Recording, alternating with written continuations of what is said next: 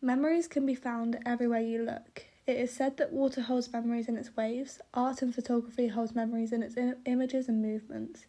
My personal memories are held typically through videos and photos compiled together.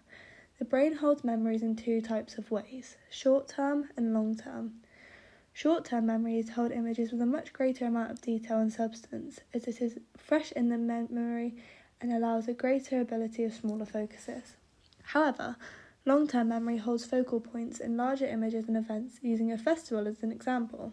The artists and songs that are played and going to be remembered much more vividly than the people that are stood beside you and in front of you, or the food and drinks that were consumed within that performance. The brain explains memories as billions of connections, one that can sprout to another and another. It's connecting the dots to create a full image. It's the same with creating a piece of art, for example. The research, the colour palette, the media are all connections that need to be made to create. Memories as a whole provide a continual book of images, but the idea of photographic memory really zooms into the separation of long-term and short-term, combining them to create an album that is packed full of substance. The human memory is fallible and is prone to interference, so how true is the idea of photographic memory in terms of holding information in its most precise and true form? Scientifically, photographic memory isn't proven to be true, but many artists use this as a way of producing pieces that show replications of images that they have held within their minds. As an example, artist Stephen Wiltshire draws massive city scenes from his memory. In New York, he took a 20-minute plane ride over the city and relayed the whole city from memory in a 19-foot-long drawing. Similarly, artist Bill Lytton used images of buildings and merged them together to create a mixture of places that hold a form of memory. He tore up images and explained how he found memories to have many different meanings, whether they're boring, funny, strange, and kept this idea in mind when combining these to look like a memorable piece. He then asked the question of, does memory look like anything? Which I will look into further on. But the artist that I will be looking into more deeply is Jose Davila, a contemporary artist who distorts works of photographer Richard Prince to create a deeper question into memories and how they can be perceived from a different outlook. Photographic memory, or eidetic memory as it is also known, as a whole is an easy concept to describe, but has been proven hard to define whether it is a true thing or not. Personally, I believe that photographic memory can be proven through the way of art, with its structure and explanation. If a piece is made of a scene and is made in complete resemblance to the factual image it's being created from, then that's a clear explanation of how it can be proven. But we also can't always have an image or a source of someone's memory. For example, I have a clear memory of my first date with my boyfriend and could draw that out to the exact event, but viewers cannot take that as a definite as there's no photographic evidence of the event happening. I made a Google Forms where people could write their most fond memories in, which we can see, but we can't see the actual image, so we have to create that image in our imaginations as to what happened and their image of their memories. Here are a few of the written pieces.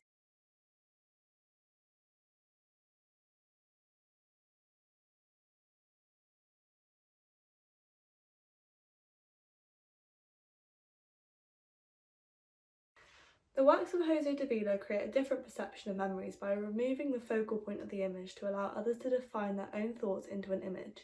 His works are made as an interrogation of truths and deeper meaning behind a piece of work. But the question here is, can you really interrogate into works that are made from the memories of others? There's an understanding here that an art is made for the perception of others, but when a work is specifically made for an experience of another, then what truths are we trying to find? Surely it's the creator's truth that is being reflected onto the page, especially because he has used influences from other artists' pieces and manipulated them into speculation. But is this rational when these pieces have been shared to show the imagination of another person?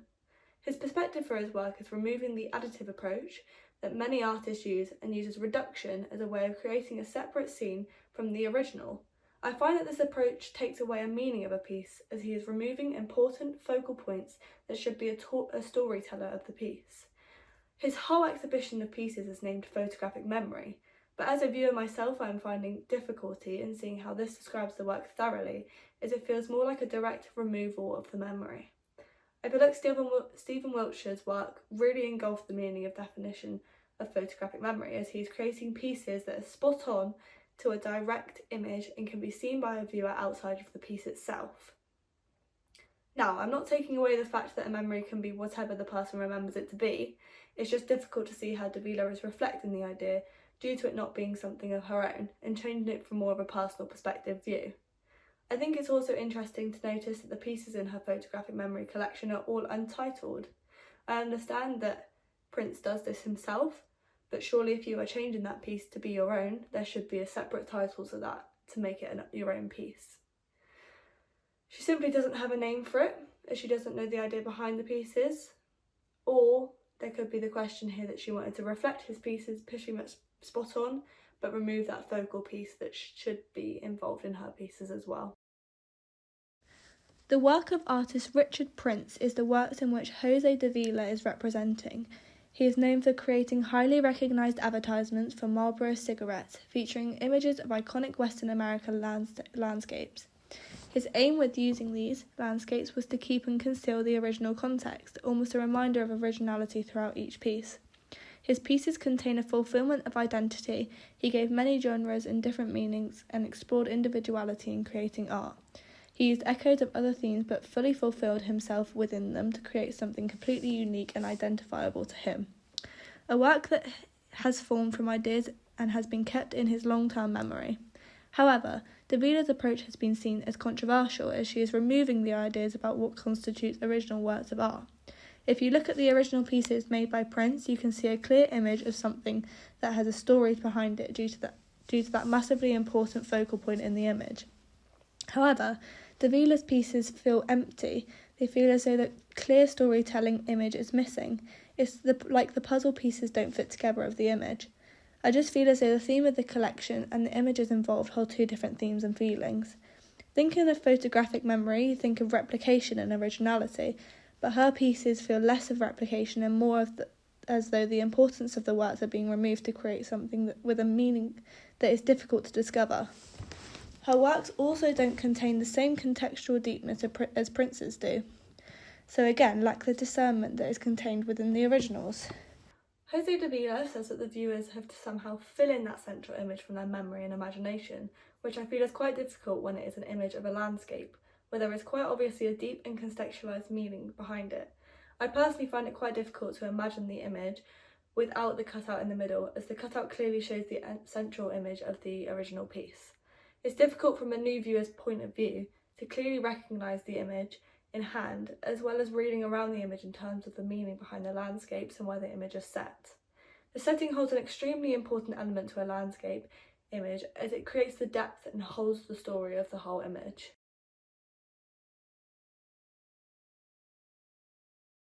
Okay, so here's a piece of work by Jose Davila. Initial view, what is your first impression of that piece of work? I can't comprehend it in my brain. I know what I'm looking at, but I can't fill in the gaps. Okay, yeah. What feelings does it portray, do you feel? Like a sense of missing something. Yeah. Like emptiness? Yeah. Yeah. Like I'm waiting for something. Yeah. And then do you feel as though the image reflects its gallery title of photographic memory? Yeah, but because you're missing a bit of information, it's not really a memory. Yeah, exactly. And also the work's created from a different artist's work as well, but manipulated to change. Okay. So it's also Yeah. Taking away that idea. Hi, so I think that this is really an amazing Davila piece. As you can see, it's a cowboy riding on the horse, going through this kind of forest area, but I think it's a great piece because it also combines something that's activated, so it almost feels that it's coming out, you're going inside, and the landscape just feels that it's appropriate too, because it kind of is elevated above the pasture, it feels floating, it feels levitating, and that's what I really enjoy about this. So, to conclude my video essay, I find Jose Davila's work interesting in a way of more confusion. The theme in hand, photographic memory, isn't particularly radiating from the work and doesn't fit into the typical idea and definition of what it is. Due to his use of another artist's work, I think it's hard to see the vision when the pieces originally have such a depth of context which isn't really reflected in his collection, and it feels like the ode to Prince isn't really there. Of course, there's still a lot of validity due to his descriptions of the work and why he has made them in this way. I just find that the way that they have been portrayed doesn't really connect to the name enough, especially as he's expecting others to use their imagination for his collection of photographic memory, which should tell a complete story within itself. I think people viewing this collection should look at the originals first to kind of gather a vague idea of what his aims was with the pieces, but again I feel as though his pieces should reflect this anyways. Nevertheless, many people have a separate view as enjoying the idea of the unknown and having a familiarity to what is being seen. I just feel like this should be portrayed in the pieces anyways. Thank you for watching.